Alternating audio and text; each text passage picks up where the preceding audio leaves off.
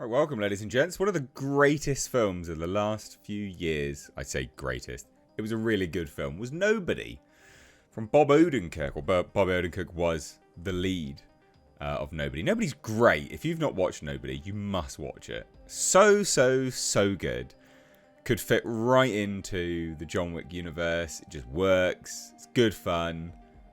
Great movie. Great movie. Well, they made a 2, haven't they? They made Nobody 2. I like the fact that they've just been like, yeah, Nobody 2. That's the sequel. That's the name of the sequel. We're just going to put a 2 next to it. Who cares? I quite like that.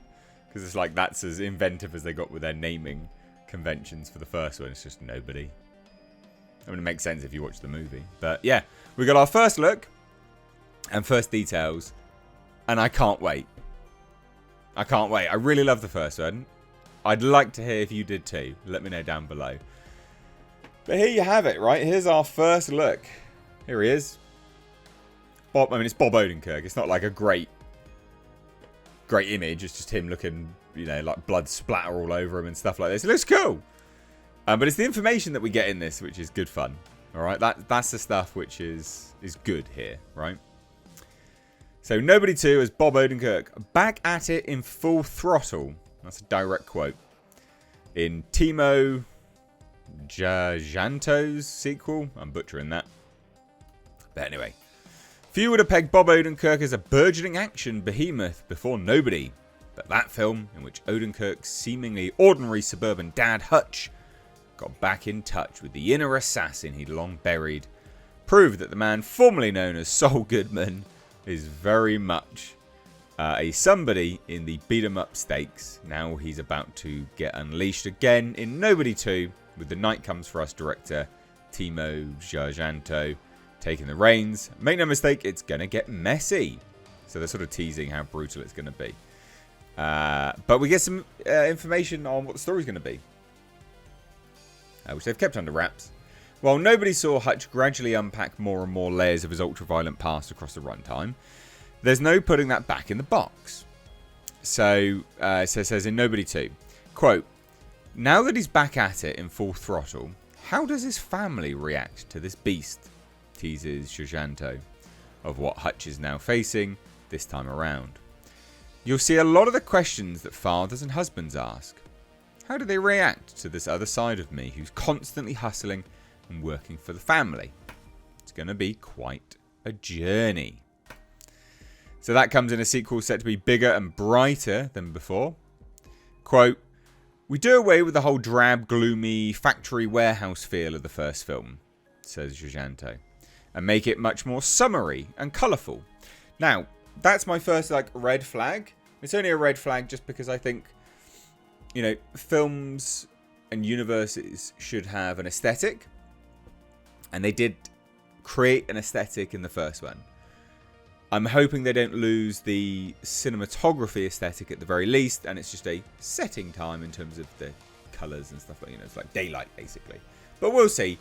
Some of that concerns me ever so slightly, and that's just because it'd be weird if all of a sudden John Wick had a completely different vibe, right? You'd be like, oh, what's going on here? Or Star Wars, funnily enough, how that's happened and it bombed.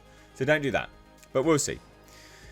So it says, plus if Nobody gave us Odenkirk as you'd never seen him before, expect Nobody 2 to give you Sharon Stone as you've never seen her before, stepping into the villain role. Did not know that.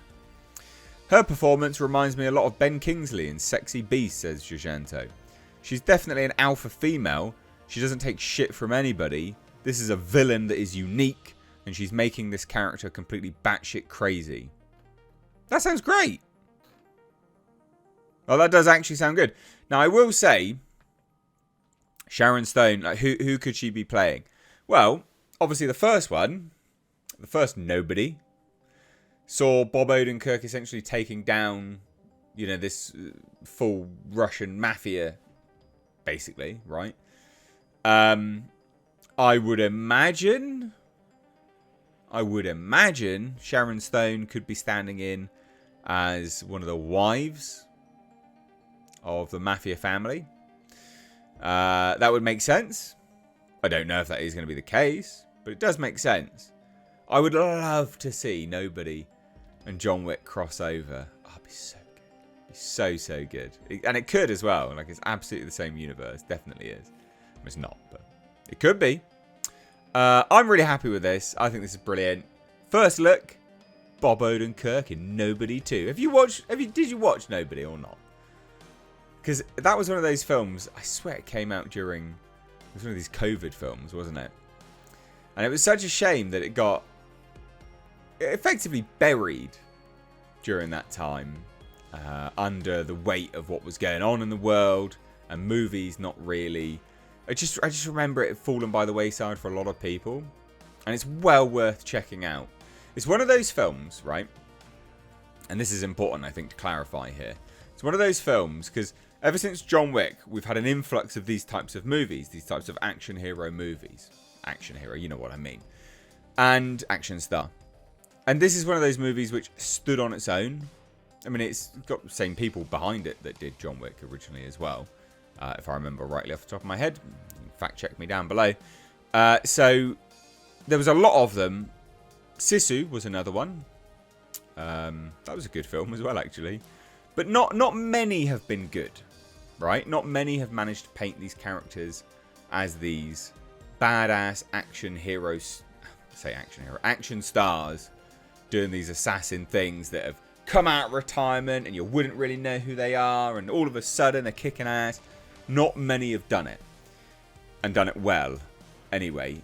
And Bob Odenkirk did it so well because he didn't play up to be this, like, I'm a super serious guy, right?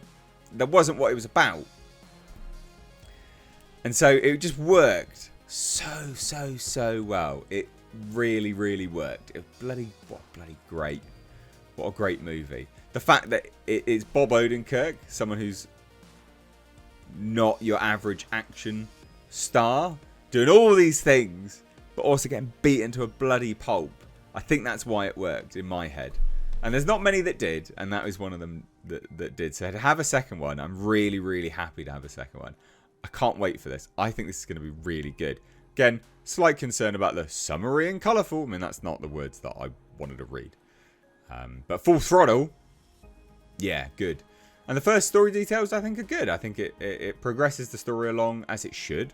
It makes sense. It's not trying to bring it back to the status quo too many times, and this often actually happens with John Wick, right? In fact, it does happen with John Wick in every single movie, is that it brings it back to the status quo that the first movie had established as the reason to why they have to progress forward again. So they step forward, but then they step right back at the start of every single John Wick movie. This Bob Odenkirk one isn't. It's progressing the universe on, which I think is really good.